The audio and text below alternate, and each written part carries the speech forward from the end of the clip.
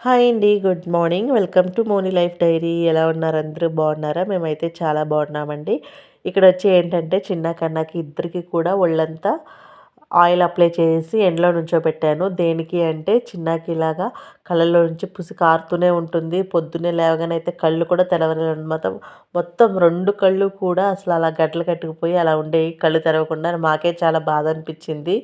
ఆహ్, ఇంకా కొంతమందికి చూపిస్తే అన్నారు, ఒకవేళ హీట్ వల్ల అలా ఉండొచ్చు. మొత్తం ఆయిల్ అంతా కూడా బాడీకి అప్లై చేసి ఎండలో నుంచోబెట్టి తర్వాత స్నానం చేపిస్తే తగ్గిపోతుంది. ఒంట్లో వేడంతా వచ్చేస్తుందని చెప్పారు. ఇంక అందుకని చెప్పి కన్నా, చిన్నాకి ఇద్దరికి కూడా అలాగే ఒళ్ళంతా ఆయిల్ అప్లై చేసి ఎండలో కూర్చోబెట్టాను. కన్నాకైతే లేదు. కాకపోతే సేఫ్టీకి తనకు కూడా ఆయిల్ అప్లై చేశాననమాట. చూసాను ఆయిల్ అప్లై చేసి స్నానం చేపించిన తర్వాత చూస్తే ఇంకా తనకి తగ్గలేదు.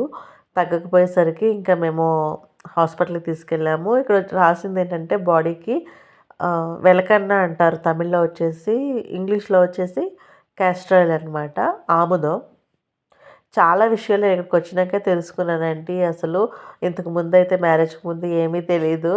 కాకపోతే ఇక్కడేంటంటే ఇక్కడ వాళ్ళు ఎక్కువగా నాటు వైద్యాలు జలుబు చేసినా కూడా ఎక్కువగా నాటు వైద్యం, తులసి, తమలపాకు అలా వాటిని మిక్స్ చేసి ఆ రసాన్ని తీసి వేడి చేసి పిల్లలకి పోస్తారనమాట. అలాంటి చిన్న చిన్న వంటింటి చిట్కాలు ఇక్కడ చేస్తూ ఉంటారు. ఇంక ఇక్కడ చూసారు కదా! ఇదే నేను రాసింది ఇక్కడ ఉన్నది చూడండి. తమిళ్‌లో ఉంది. మీకు అర్థం కాకపోవచ్చు. కింద క్యాస్టర్ ఆయిల్ ఉంది కదా! ఆముదం. దీన్నేనండి నేను అప్లై చేసింది. మంచిది. వీక్లీ 1 టైమ్ పిల్లలకి రాస్తే ఒంట్లో వేడున్నా కూడా తగ్గిపోతుంది. కాకపోతే ఇక్కడ ఏంటంటే చిన్నాకొచ్చింది. హీట్ వల్ల కాదు కాబట్టి ఇక సరే అని చెప్పి డాక్టర్ దగ్గరికి తీసుకెళ్ళి స్కాన్ చేస్తే కొంచెం కళకళలాగానే ఉన్నాయి అని చెప్పారు. బ్లడ్ షాట్స్ లాగానే ఉన్నాయని చెప్పారనమాట. సో, అది ఎలా అనిపించింది? నచ్చితే గనక ప్లీజ్ సబ్స్క్రైబ్ చేసుకోండి.